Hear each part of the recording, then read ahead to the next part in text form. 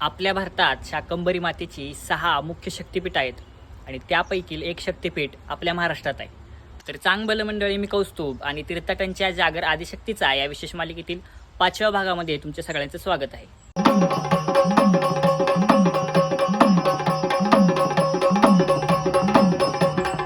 आणि आज आपण आलोय सातारा जिल्ह्यातील नागेवाडीच्या श्री शाकंभरी देवीच्या देवस्थानात दर्शनासाठी.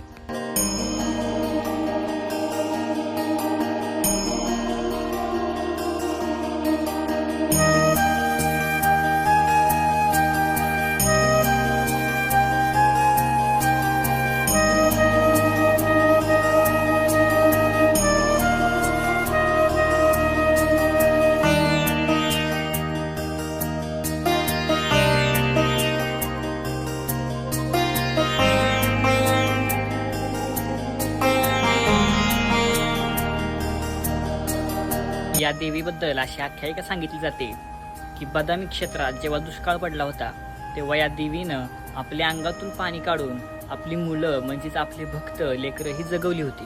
आणि त्यानंतर देवीला थकवा आला तेव्हा ती विश्रांतीसाठी एका बनामध्ये येऊन विसावली आणि ते बन म्हणजे आजचं नागेवाडी. आणि याच ठिकाणी देवी स्वयंरूपात आज तागायत वास्तव्य करत आहे.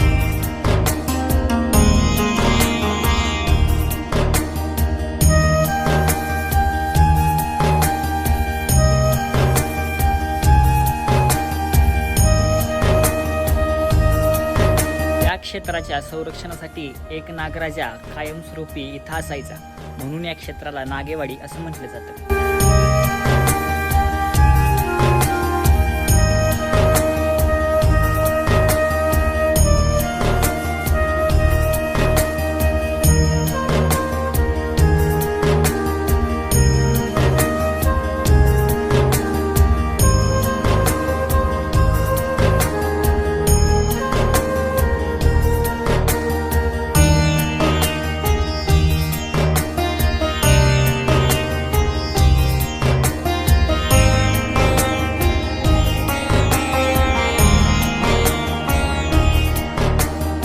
ज्या लोकांना बदामीच्या शाकंभरी देवीच्या दर्शनाला जाता येत नाही ते लोक या ठिकाणी येऊन या शाकंभरी देवीचं दर्शन घेतात. तर अशा वैशिष्ट्यपूर्ण नागेवाडीच्या शाकंभरी शक्तिपीठाच्या दर्शनासाठी तुम्ही एकदा नक्की या.